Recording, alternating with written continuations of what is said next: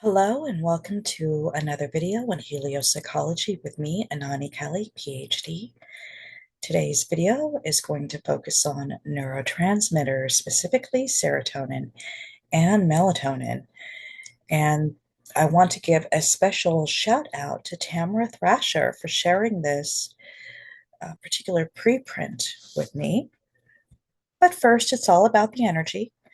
Our hearts and brains are organs of energy that respond to solar and geomagnetic influences via the suprachiasmatic nucleus, the human electromagnetic field, endogenous ferromagnetic particles, brainwaves, heart rate variability.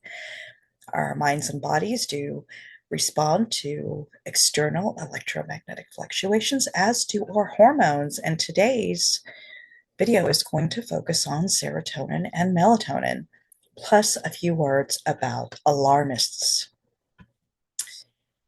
So this screenshot was taken at 2320 UTC, which would have been 420 UTC Pacific time. And it shows the X flares that we had, preceded by a couple M flares. And after those two X flares, we did have another M flare. And this is coming off a departing sunspot, which I do not have an image of. I'm not including it. But sunspot is rotating out.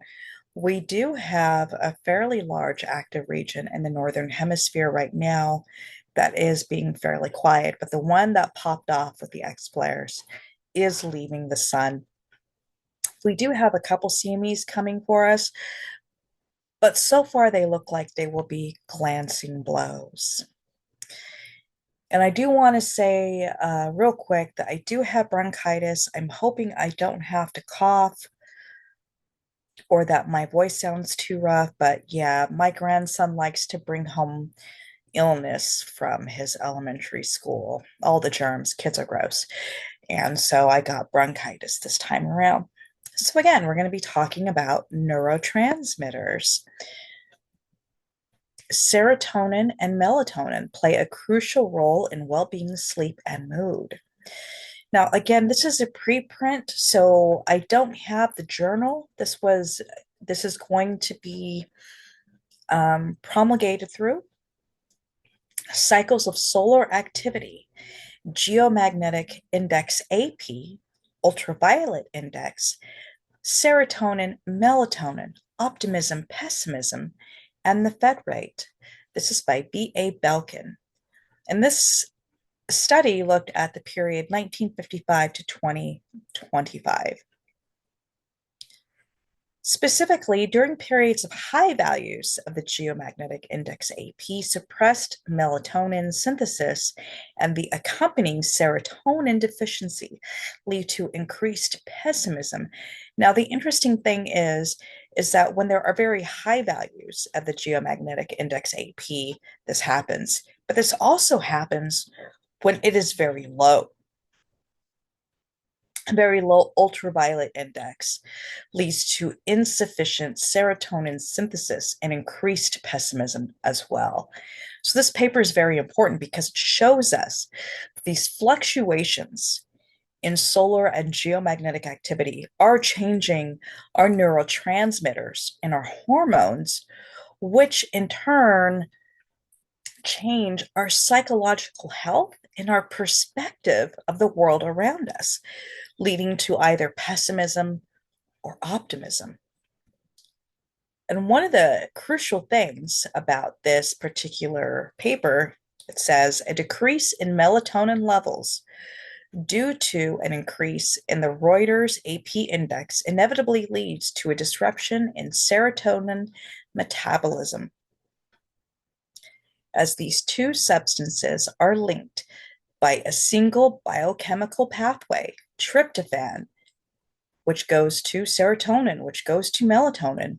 A failure in the final link, melatonin, leads to a depletion of serotonin stores through feedback. A decrease in melatonin levels at night due to a high AP index. And again, this is a preprint, so there's going to be errors in this paper. Disrupts the brain's rhythmic functioning. This leads to neurons failing to maintain adequate serotonin levels during the day, leading to emotional decline. Again, the solar and geomagnetic activity are causing changes to our psychological behavior, to our moods, and to our well being. This is a known fact. This is not pseudoscience. We have hundreds, if not thousands, of papers to back this up. So this image is showing the action potential and the ways in which the neuron responds and how it acts. So we have the depolarization, the hyperpolarization, how the neurotransmitters are released from the synaptic cleft. And you see the axon terminal and the postsynaptic neuron, and in between that there's the neurotransmitters, and that's where that disruption is happening, where the neurotransmitters should be either uptake by the next neuron over, or they're not synthesized, leading to pessimism. And this is a short video, so again, why or why not? And again, your biological sex is going to play a role, as will your age, as well as if you have an illness, if you are on medication, whether or not you live near magnetically active regions, whether or not you live above the 42nd parallel, and other confounding variables. I'm very intrigued to know how people who take antidepressants may feel during SGMA versus a healthy cohort who are not on antidepressants. And that would be an interesting study to explore. So in the works, I am writing a book on heliopsychology, which I've said in the past. I just released a book focused on dreams. So all the poetry in the book is related to dreams in one way or another. And that book is called Somnia Defina Mundi. And it is available on Amazon. The formatting is like off in some places. It is self-published. I have two books of poetry previously published that were through a publisher, but I wanted more freedom of movement. And I'm sorry, I do have to cough a couple times. And again, I am working on an app that will allow users to track their mood alongside space weather. Excuse me. Again, I do have bronchitis. Now, I do have to say a word about some alarmism that I'm seeing happening in conjunction with space weather. I have to take a drink. I'm so sorry. Bronchitis.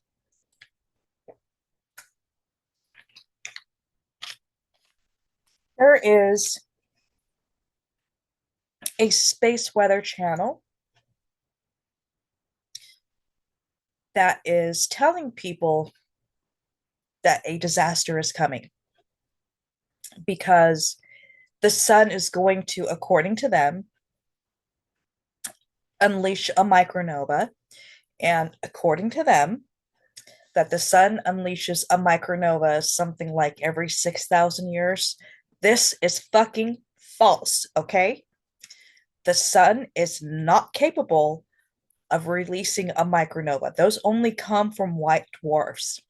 The person who is in charge of that channel, which has a huge following, they're monetized, they even created a documentary about this, is called Suspicious Observers. Ben Davidson, the man who runs Suspicious Observers, is not a scientist. He's a freaking attorney, okay? And I don't want to badmouth him, but this has gone too far. He is an attorney. That's it. He has no training in science, no training in psychology, no training in astrophysics at all.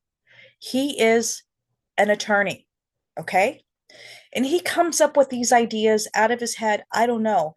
But he's getting he is monetized. So he gets these donations, he gets money from all these people. He's making bank off telling lies to people.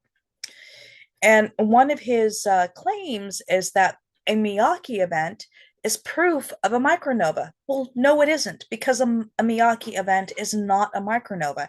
Again, micronovas only come from white dwarf stars, which are dead stars. Our sun cannot produce a micronova. Our sun can produce some very strong flares, but those are not micronovas. And magnetic excursions do not tend to be associated with uh, catastrophes or calamities or extinctions. In fact, one of the excursions he brings up, the La Champ event, is more associated with a growth in consciousness evolution. And I have papers to back that up where other people have looked at the La Champ event and what was happening at the time in humankind. We saw a growth of art and overall a consciousness growth across the globe. So claiming that there's going to be some huge catastrophe and I think his time frame is like in the next 20 years or so is insane. Don't believe it. He is lying to you. Additionally, the Younger Dryas is not even associated with a micronova.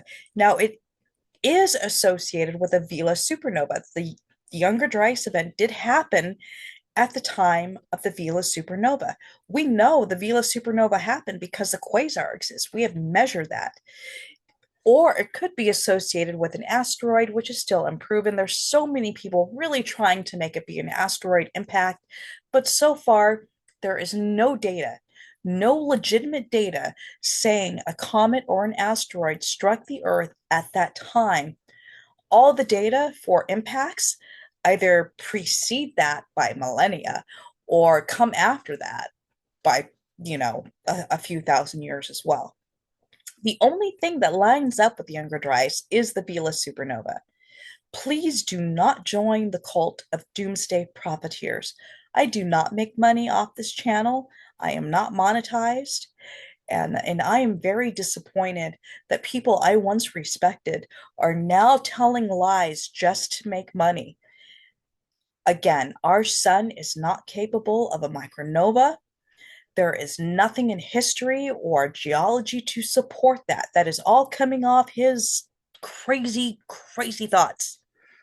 He has jumped the shark and has attained a cult following to the point where I have seen some of his followers state that they have actually moved to places with a higher elevation. Excuse me again, bronchitis. Because they're afraid of a tsunami. He says it's going to happen from a micronova that our sun cannot produce. Again, I'm so sorry. I'm trying not to cough, but it's not working.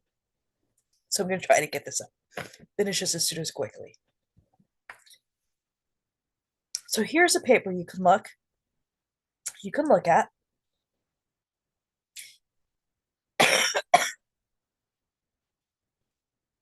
Sorry again. Core collapse supernovae and the Younger Dryas terminal rancho Librae and extinctions. Published through Icarus by Breckenridge. This is an excellent paper, and it talks about the Vela supernova and its corresponding material trapped in ice cores and how it is related to the Younger Dryas. And I really encourage anyone to read this paper because Ben Davidson is fucking full of shit. And I really do believe that he needs to be charged with a crime for misleading people and for making false statements. I mean, absolutely false statements that are causing people to give him money. I don't really feel like that should be legal. So again, future videos will include the hows and whys of heliopsychology, how to read the sun, discussions of relevant research, updates on solar activity, and answering questions from viewers. And again, shout out to Tamara Thrasher for giving me the article about the melatonin and serotonin links to SGMA. Please like, subscribe, and comment. I do have a troll who likes to dislike my videos because he doesn't believe there is an SGMA health connection. despite all the research saying so, and he can go fuck himself. If you would like to collaborate on a research project, contact me through YouTube's messaging service or my direct email, dr_helio@mail.com. And if you would like to support my channel and research, consider donating via Venmo, Dr_Helio. As always, thank you for watching. I hope you have a lovely day. And please excuse all my coughing and shit. Again, I have bronchitis. It's been horrible. It's been ongoing for like a couple weeks, and nothing is helping. But hopefully, this will end soon. See you soon.